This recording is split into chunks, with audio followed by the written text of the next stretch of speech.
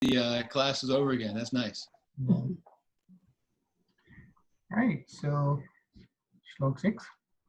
Okay. Mahasarya sapta purve chatvaro manavastita madrava manasa jata yesham lokaima hai praja hai. The 7 great sages, and before them the 4 other great sages, and the Manus, progenitors of mankind, come from me, born from my mind, and all the living beings populating the various planets descend from them.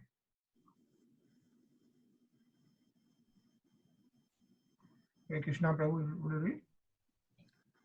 Lord is giving a genealogical synopsis of the universal population.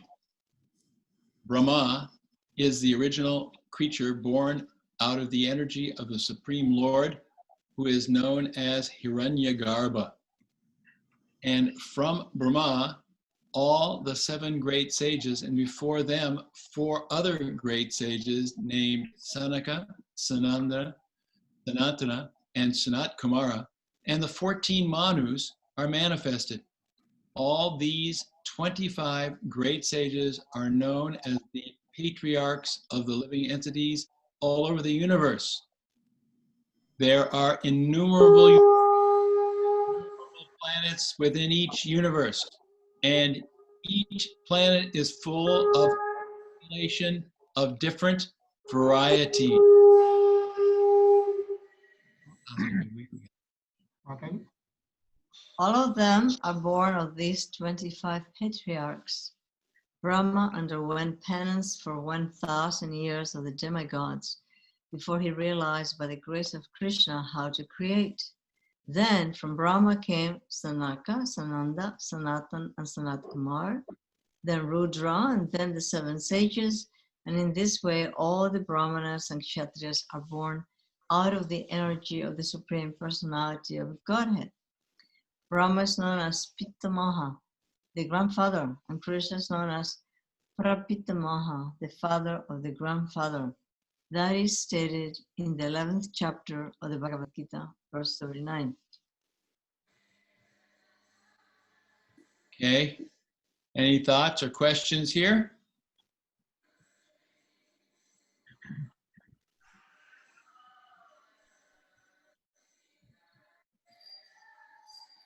Well, one thought comes to mind for, oh, you got something you wanted to mention there, Gajendra. You were going to highlight? Yeah. I was saying, like, from Lord Brahma, he had 4 Kumars, right? So it's Yeah.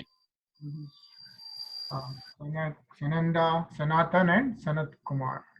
Right. And they are the origin of one of the 4 Vaishnava Sampradayas. Sri Sampradaya, Sri Sampradaya. which is Ramanuja. So, of course, they never did what they were supposed to do.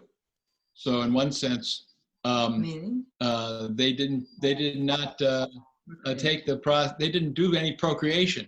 You know, they're listed here as one of the patriarchs, but actually, we should understand that they did not take up the task, because when they realized that becoming a patriarch meant becoming really entangled with the material energy, they decided, forget it, we're not going to do it. So they stay eternally like 5-year-old boys, and they're free from any sort of sex urges or any desires for any sort of material advancement, and they just preach pure Krishna consciousness everywhere.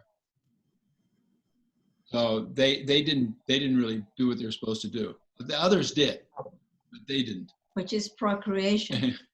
So I have a question, Prabhuji, here. Yeah. For this, the question is, they were so elevated, but still they were afraid of Maya. Why? Yeah, because they were elevated, they were afraid of Maya. We You're not afraid of Maya. when you're not so you're not afraid. So they thought they cannot overcome or get into trouble, so they don't want to face the challenge. Well, we can look at it two ways. We could say that one is that they're actually just afraid because we should be afraid. Yes. And the other is, of course, are setting an example for us by, of course, they're transcendental, so therefore they could do anything. But they're setting the example saying that to become entangled in the things of this world is going to be something that will make spiritual life more difficult most of the time, or impossible. Well, it is possible in the Bhakti Yoga system, but it's not recommended. At least towards the end of our lives, we should become more focused on the essential. But I thought it was interesting here. It says that there are innumerable universes and innumerable planets within each universe. And in each planet, there is a population full of different varieties. I mean, we're talking about unlimited living entities. I mean, in the material universes being generated by the Supreme Lord through these different progenitors. So we really can't fathom, the amount of life there is.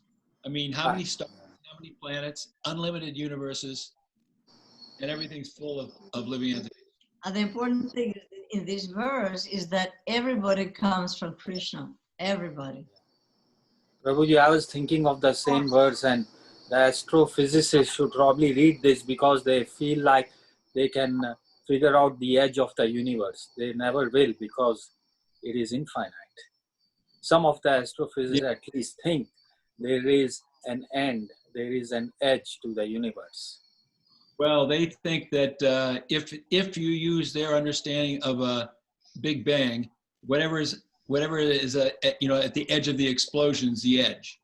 But they run into a lot of difficulties. What's the space that the universe is expanding into? Where does that come from? I mean, that's ether or space. Where did it come from? And what was there before the Big Bang? I mean, we don't want to get into astrophysics, but and now they understand that there's the Vedas teach that there's a multiplicity of universes. Universe is a bad word because it means one. We could call them Brahmandas. The different the places where each planet, each universe has a Brahma, or as Rudrani is saying here, the multiverse. But they don't understand, and it's inconceivable. Yeah. 500 billion galaxies, each with 500 billion stars. Just start multiplying, and then you get unlimited. Anyway, big numbers. Yeah. Even one day of Brahma we can take in this universe. That's a huge number. Yeah, 311 trillion years. Yes, 12 hours of Brahma. No, 311 trillion years is his life. Oh, his life. Yeah, his whole life is 300. Okay. Basically, the scientists are saying that the universe, as they've calculated, is about 15 billion years, which is about 2 days of Brahma. So Prabhuji, these four Kumaras are only the sons of the Brahma, which is in our planetary system, the Brahma, right? I can't answer that. I always thought that was true, but somebody might prove me wrong if they can find something in some of the book. But I think so. Yeah, that's what we are reading in Srimad Bhagavatam right now. The Canto 1, Chapter 3. Source of everything is Lord Krishna, and that has how, of course, from Karnodakshay Vishnu to Garbhodakshay Vishnu to Kshirodakshay Vishnu, and then from Garbhodakshay Vishnu have Brahma and then 4 Kumars. Yeah. Well, what he's saying is that, there's lots of Brahmas in different universes. The other 4 Kumars. It says that in each universe, when a universe is created from Srimad Bhagavatam, is that Karnodakshay Vishnu extends as Garbhodakshay Vishnu, and then from Garbhodakshay Vishnu enters into each universe. And then from Garbhodakshay Vishnu, from the level of Garbhodakshay Vishnu is Brahma is manifested. Yeah, so that may be. It may be in each universe. And of course, we have different Brahmas in each universe too. Some have many more heads than ours. So Ours is the smallest universe, is what it smallest universe. And this is really unlimited knowledge, because here on the planet Earth we have 12 cantos of the Bhagavatam, but in the heavenly planets they have hundreds of cantos.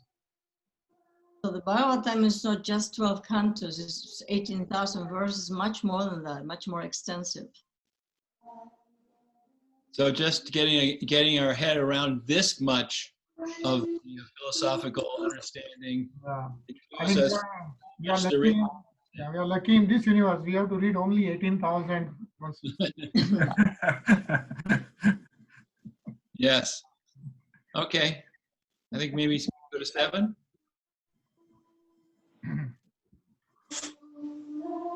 Mam vibhutim yogam che mam yo viti tatvata.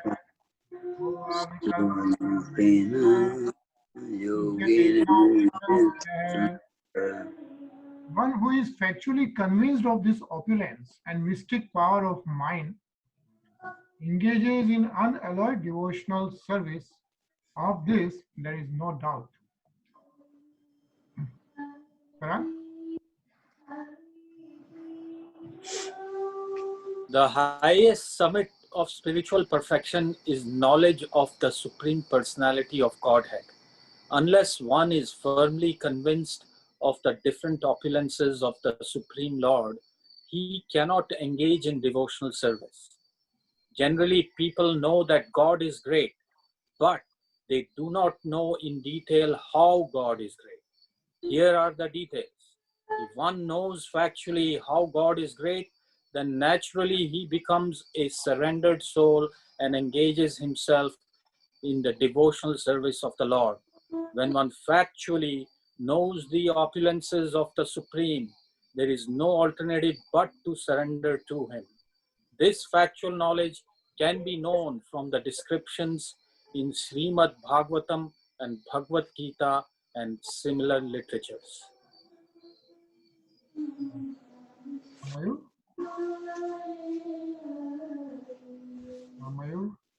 Sure.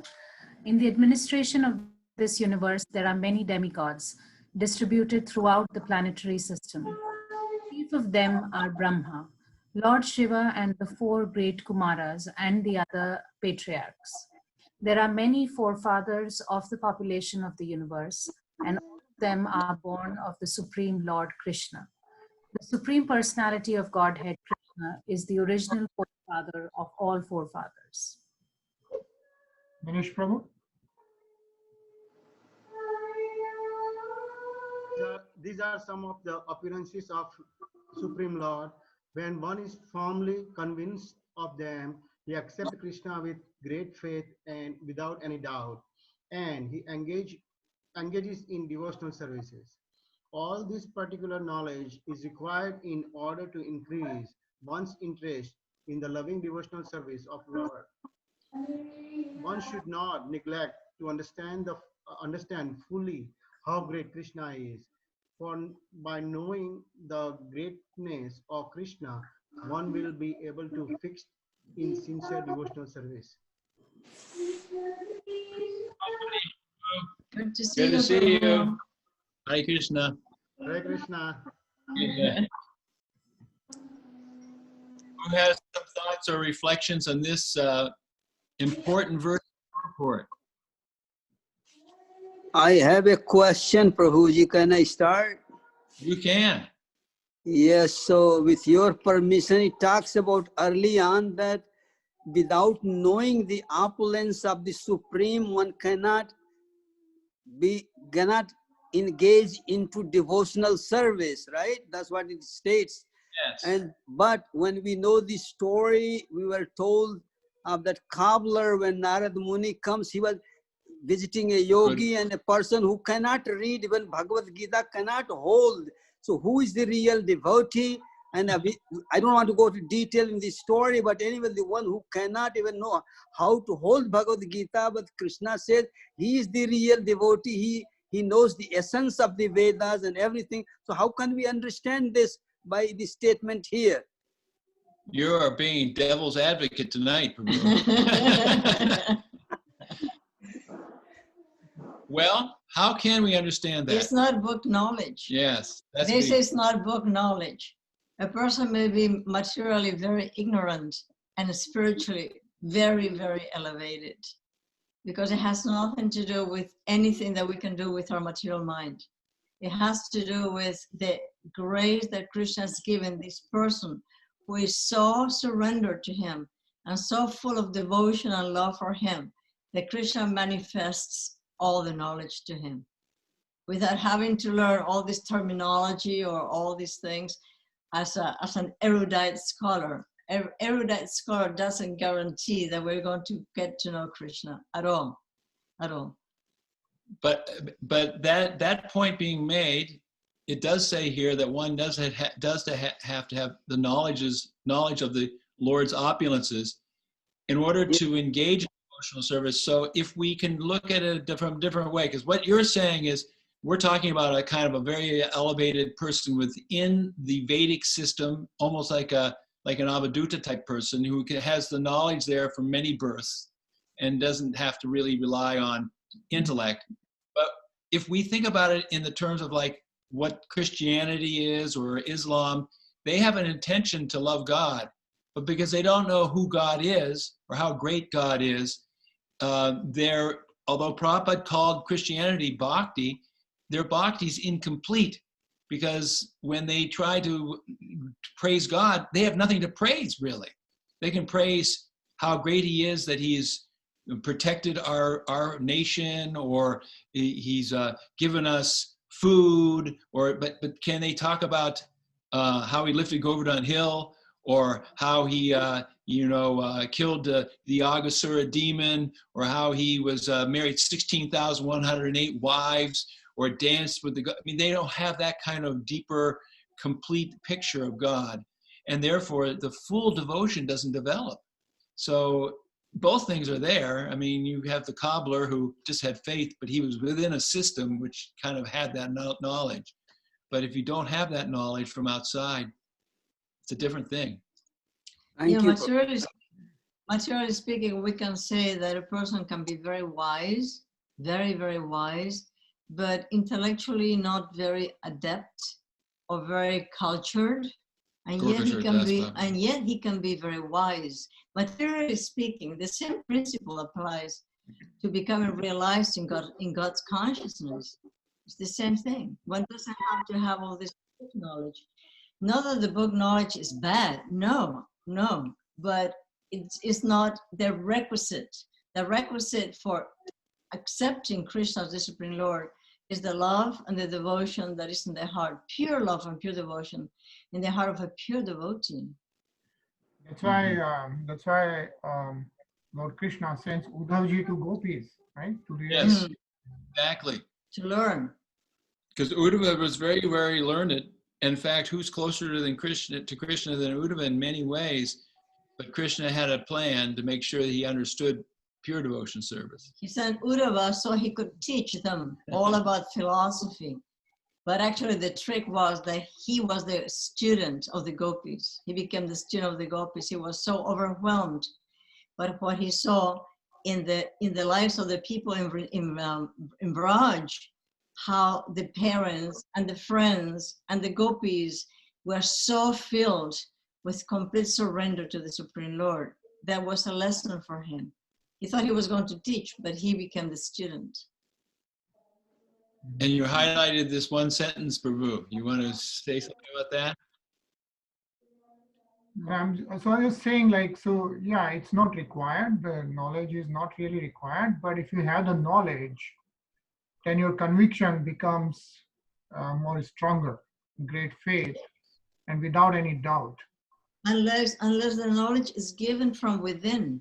Unless the knowledge is given from within.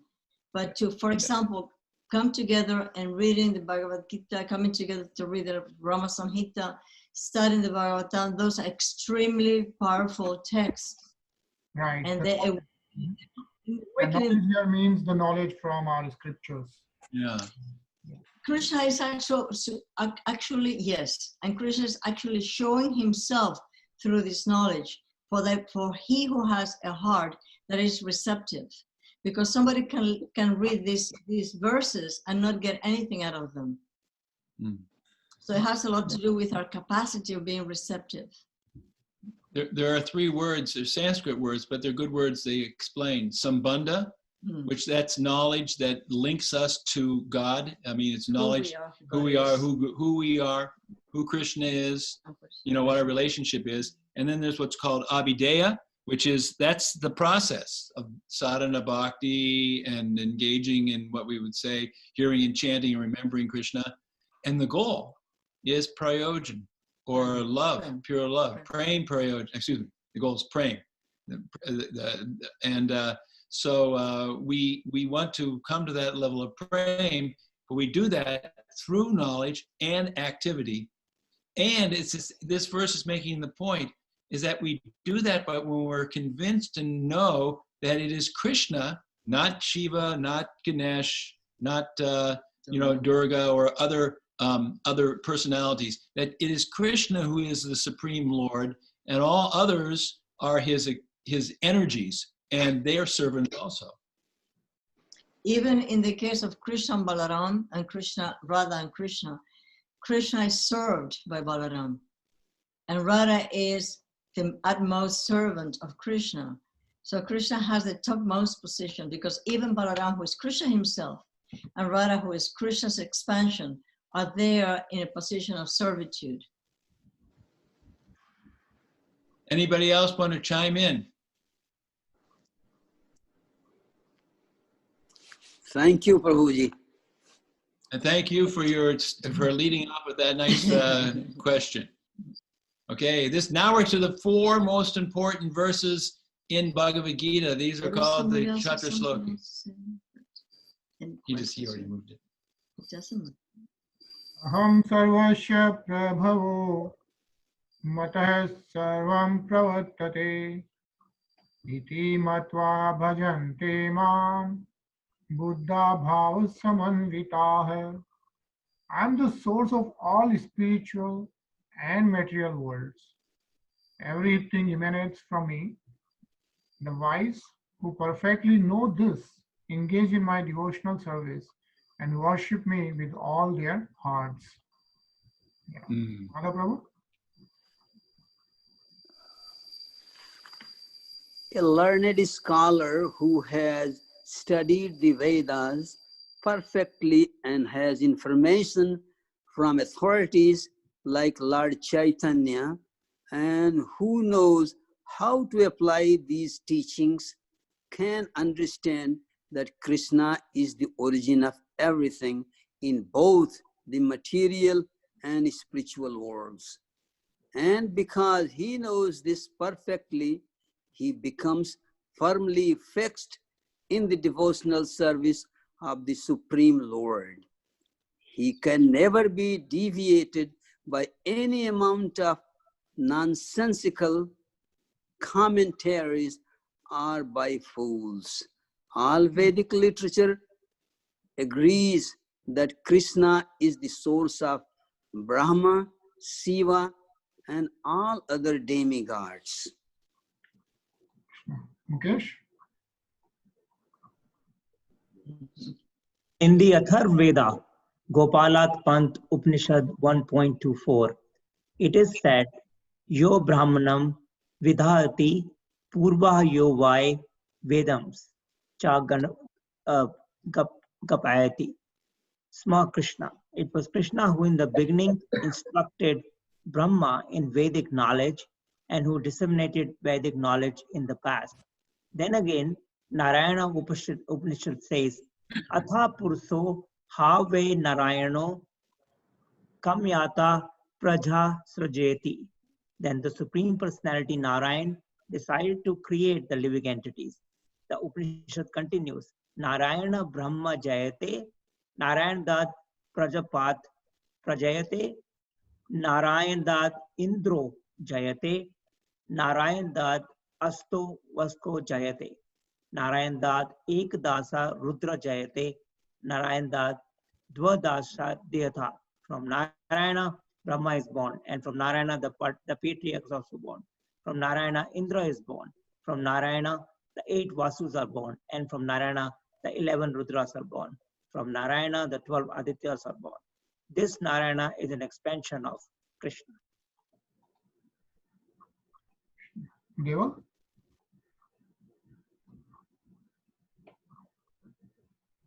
It is said in the same Vedas, Brahmanyo Devaki Putra, the son of Devaki, Krishna, is the Supreme Personality. Narayan Upanishad, verse 4. Then it is said, Eko Vai Narayana Asin Na Brahma Nisano Napo Nagni Somayo Nimi. Sorry. Okay. Right. Dvai Prithvi na Naka Chakrani na Surya. Thank you. In the beginning of the creation, there was only the Supreme Personality Narayan.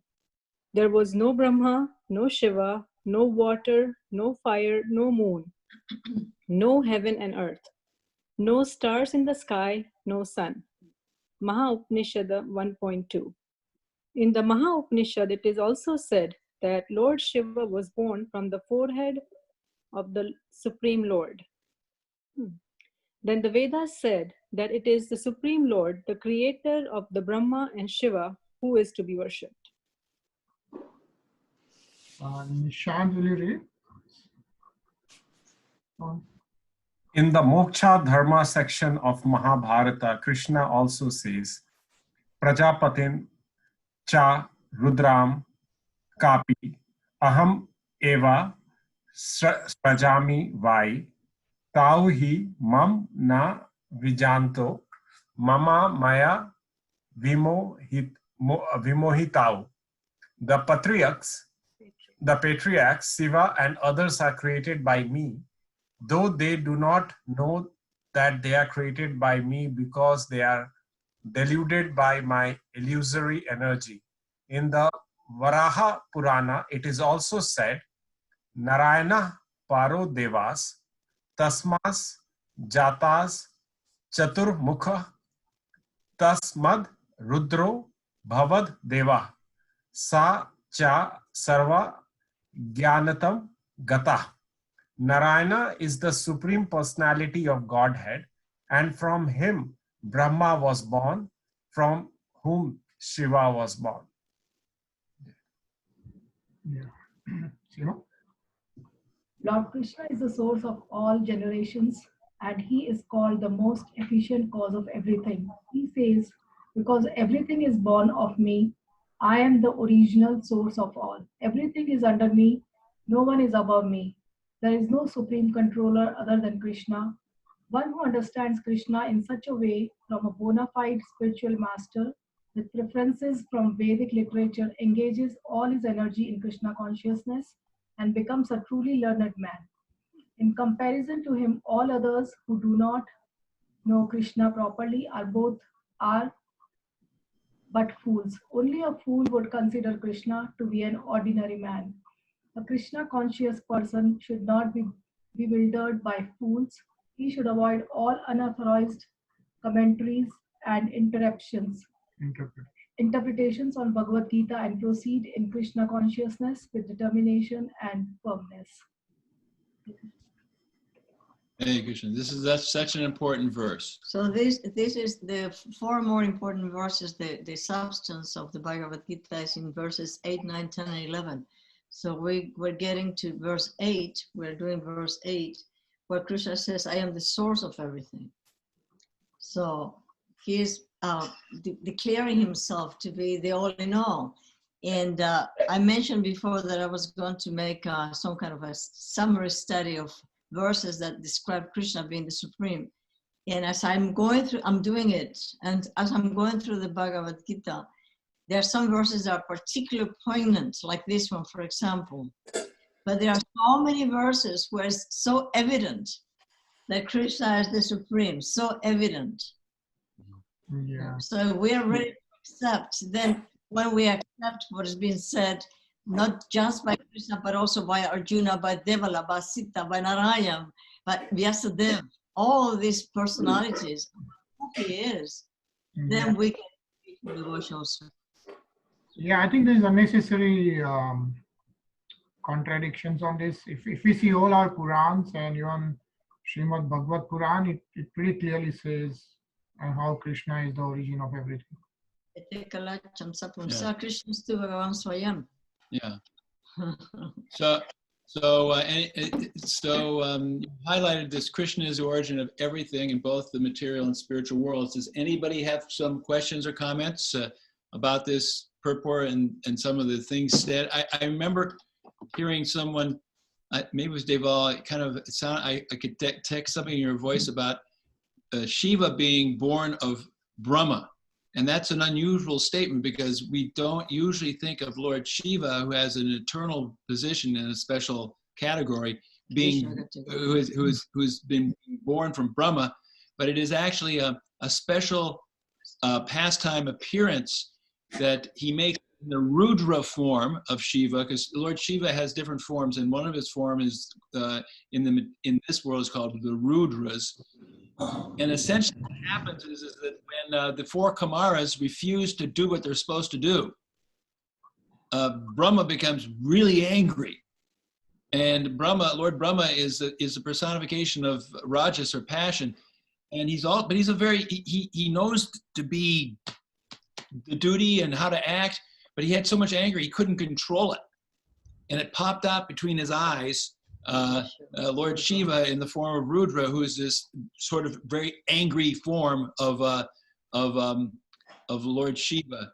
So that particular form of Shiva, Rudra, is actually born from Lord Brahma. So that means he is Jiva Tattva? Shiva. He's still, actually the Rudras, we're going to get into some technical stuff here. The Rudras, being expansions of Shiva, are empowered by him. But I would have to say that we'd have to look up very carefully exactly what the tattva is. But in Srimad Bhagavatam, Shiva tattva, okay, Shiva tattva is a very special tattva. If we can understand something right now, that we have Vishnu tattva, which is Krishna and the Vishnu expansions. These are the all-powerful Supreme Personality of Godhead and his expansions. It's described in the Brahma Samhita, just like one candle lights up many other candles, and all these candles have the same power. So this is the eternal, the original candle is Krishna. But these are all Vishnu tattva. And then there is Jiva tattva, which is the living entities like ourselves who are parts and parcels of God, but separate from God. Even Lord Brahma is a Jiva soul, meaning that any one of us could become Lord Brahma because it is a position. It's not an eternal position. It's just a position that one can take birth into. Lord Shiva, however, in his Mahashiva form, in his Mahadev form, original form, he has a special form. It's called Shiva Tattva, and it's a very special form. It is described to be somewhat like the Supreme Lord Vishnu Tattva. And again, we can go to Brahma Samhita for this. Just as milk, when touched by a curdling agent, becomes yogurt. So in the same way, when Lord Vishnu is in touch with the material energy for the purposes of creation, as Sadashiva, then it's like he becomes partially, quote, contaminated with that touch. So, but yogurt is no different than milk. It is milk. However, you cannot change yogurt back to milk. Milk creates yogurt, but yogurt is dependent on milk. So in that sense, Lord Shiva has an eternal position, unique between that of God, Krishna, and the entities. But he has an expansion called Rudras and I haven't done my homework, so I don't know for sure. Those Rudras might be Jiva Tattva, but I would have to do my homework to find out. They are expansions of Lord of Shiva, however. But it says here, I'm looking up something online. It says, I think while the Bhagavad describes Rudras as the son of Kashyapa and Aditi, the Maruts are described distinct from the Rudras. And so in this context, you would say that the Rudras are Jiva Tattva. They seem to be.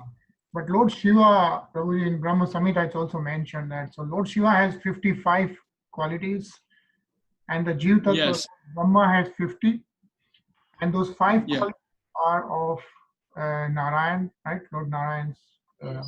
Yeah. Well, you have the Yeah, and 4 that are unique Yeah. to Krishna. They're 61 to 64. Only Krishna has.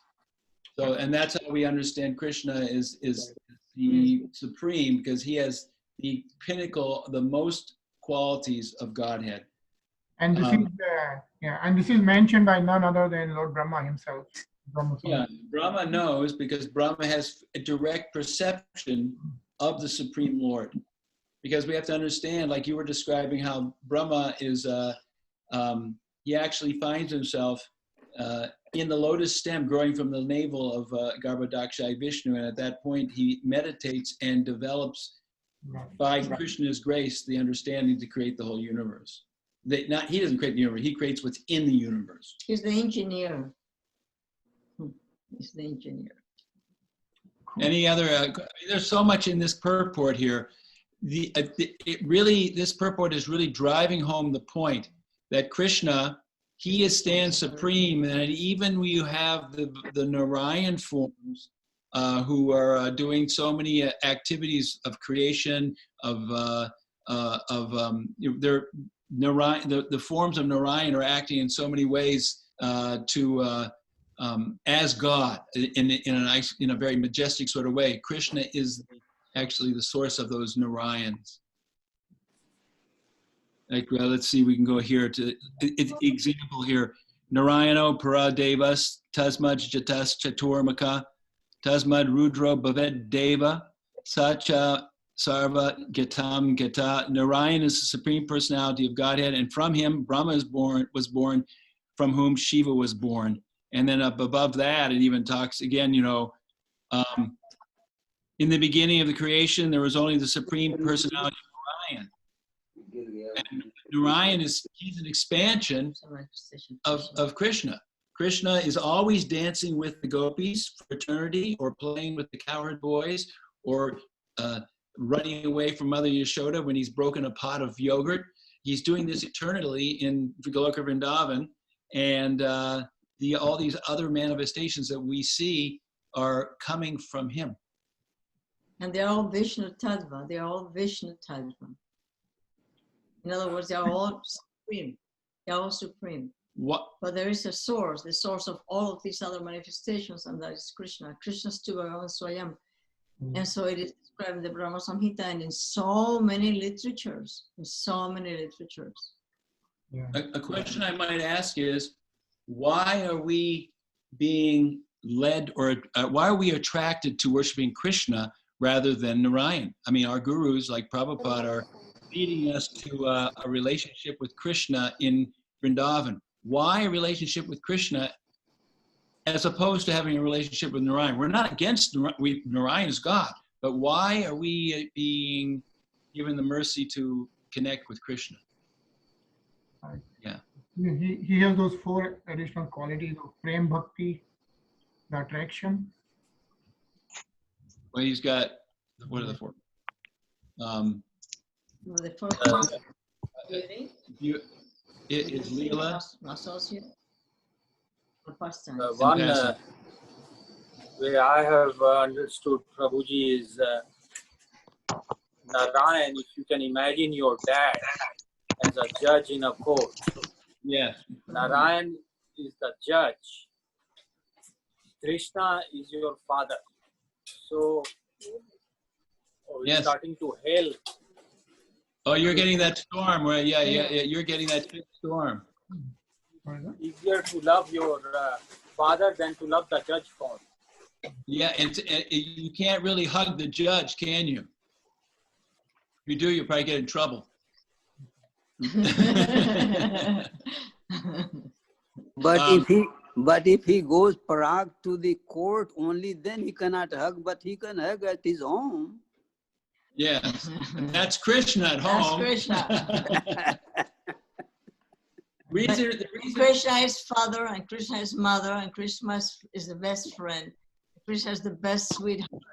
And Krishna is the sweetest child, and the most naughty, and the most attractive. It is impossible to be not to be attracted to Krishna, because he is the source of our attraction.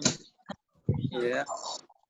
So the point being is that the highest, simply the most wonderful relationship we can have is with Krishna, because he has all these loving features that no other form of God has, and therefore this is this highest attraction that allows us to actually have the highest sort of love. Yeah, you guys are getting a big storm there. A lot of hail coming, hail down. Yeah, you're getting hail there, but here, no hail here. All right, so I think we only have 4 more minutes, Prabhuji. So yes, we. So I think we can end that Bhagwad Gita here. And Okay. this is Purushottam Mas. So it seems like. Did you see the hail? Hail. Did you see the hail? No. Let's see. Wow. It is Wow. coming. It's coming. Hail storm. Oh my goodness. I hope your car's in the garage. Yeah. Crazy stuff, man. Oh. Yeah, all right, my car is outside. It has some dents. Okay. I will have to go and see him. Just Hare Krishna. Hare Krishna. Hare Krishna. It's so good to see everybody. So Take care. we have, Hare Krishna. we'll play Churastkam. So like in Kartik month, we Damodar in Purushottam month, Adhik Mas, Churastkam is sung. So we are going to see that. Okay. I'll also have the lyrics on the side, Oh, Okay. Nice. okay. so you can see that. So just give me 1 second.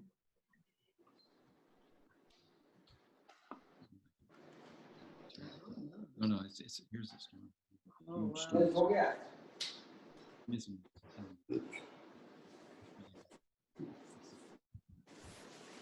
Big storm. Everything okay, Prabhuji? Don't. Oh, Madhava Prabhu? Everything Yeah, okay? yeah, it's all melted actually. We cannot see the ice. Looks like okay.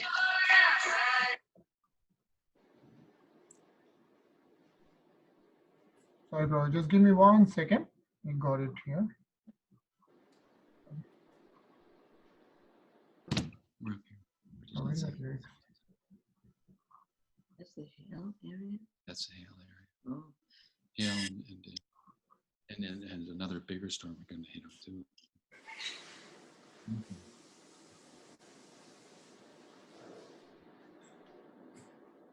Right. I think you should be able to see the lyrics. Should be good. Let me share the video.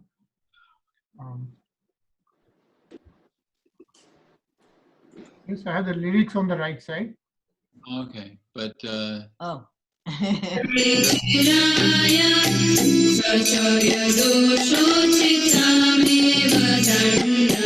व्रजे प्रसिद्धं नवनीतचौरं गोपाङ्गनानां च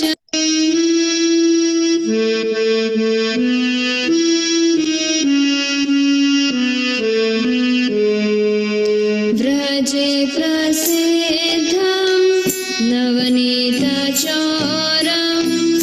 गोपाङ्गना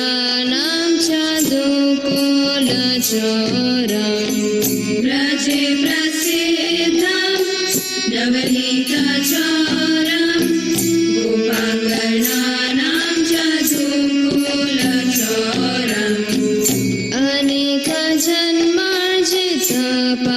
अनेकजन्मार्जितपापचोरं चोराग्रगण्यं पुरुषं नमामि अनेकजन्मार्जितपापचोरं चोराग्रगण्यं पुरुषं नमामि श्रीराधिकाय हृदयस्य चोरं नवमुदश्यामलकान्तिचोरं श्रीराधिकाय हृदयस्य चोरं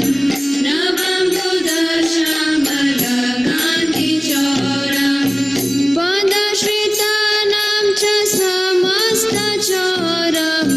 चौराग्रगण्यं पुरुषं नमामि पदश्रितानां च समस्तचोरं चौराग्रगण्यं पुरुषं नमामि अकिञ्चनीकृत्य पदश्रितं यः करोति भिक्षुं पथि गेहहीनम् अकिञ्चनीकृत्य पदश्रितं यः करोति भिक्षुं पथि गेहहीनम् केनाप्यहो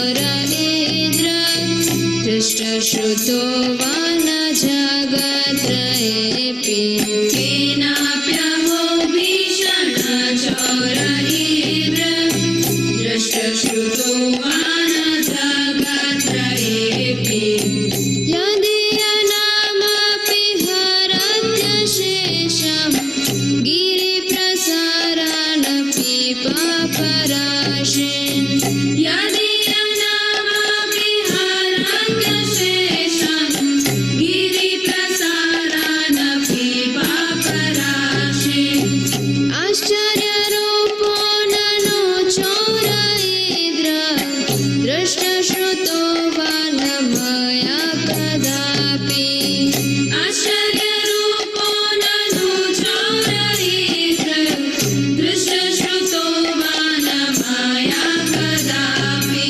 धनं च मानं च तथेन्द्रियाणि प्राणश्च हत्वा मम सर्वमेव धनं च मानं च तथेन्द्रियाणि प्राणश्च हत्वा मम सर्वमेव पलायसे कुत्र धृतोऽभ्यचोरा त्वं भक्तिदां नासि मया निरुद्ध पलायसे कुत्र धृतोऽभ्यचोरा त्वं भक्तिदां नासि मया निरुद्ध छिन्नत्सि घोरं यमपाशबन्धं भिन्नत्सि भीमं भवपाशबन्धं छिन्नत्सि घोरं यमपाशबन्धं भिन्नत्सि भीमं भवपाशबन्धं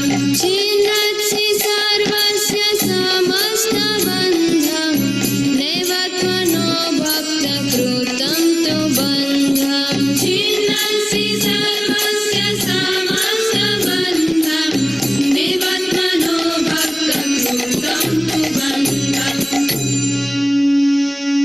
मन्मानसे तामसराशि घोरे कारागृहे दुःखमये निबद्ध मन्मानसे तामसराशि घोरे कारागृहे दुःखमये निबद्ध लभस्महे चोर हरे चिराय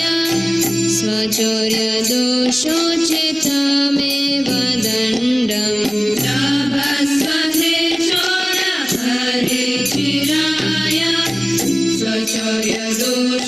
स्वचौर्यदोषोचितमेव दण्डम् व्रजे प्रसिद्धं नवनीतचोरं गोपाङ्गनानां च दुकुलचोरं व्रजे प्रसिद्धं नवनीतचोरं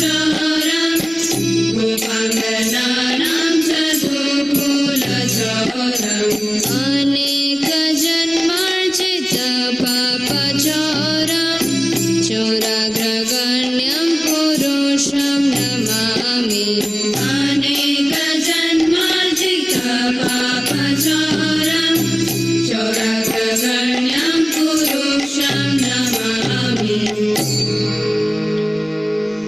कराग्रहे वस सदा हृदये मदीये मद्भक्तिपाशदृढबन्धननिश्चलासन् त्वां कृष्ण हे प्रलयकोटिशतान्तरेऽपि सर्वस्वचौरहृदयान् हि मोचयामि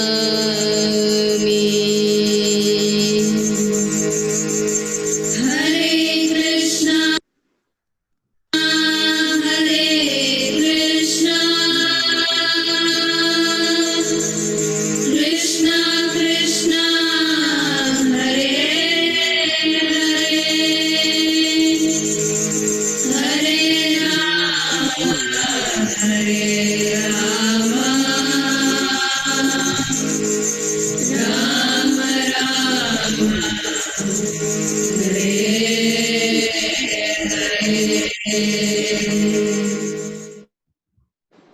Hare Krishna. Hare Krishna, Hare Bol. Thank you very much.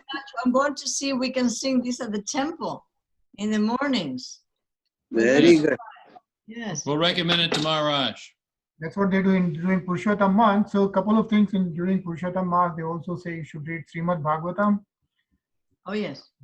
Right. So we are actually doing it Monday to Thursday night, 10:30 to 11:10. If anyone wants to join. Well, unfortunately, we get up very early in the morning. we're joining a different program then. And you should also get up in Brahma Muhurat is what they say during Purushottam. Now you stay up to 11. At least this one. 11 and you have to get up by 3:30 in the morning. Yeah. All right. Before sunrise is fine. It's always a pleasure to be with you. And see everybody. Hare Krishna. Hare Krishna. Thank you so much. Hare Krishna. Have a great Hare Krishna. week. Have a great Hare weekend. Krishna. Hare Bol. Hare Bol.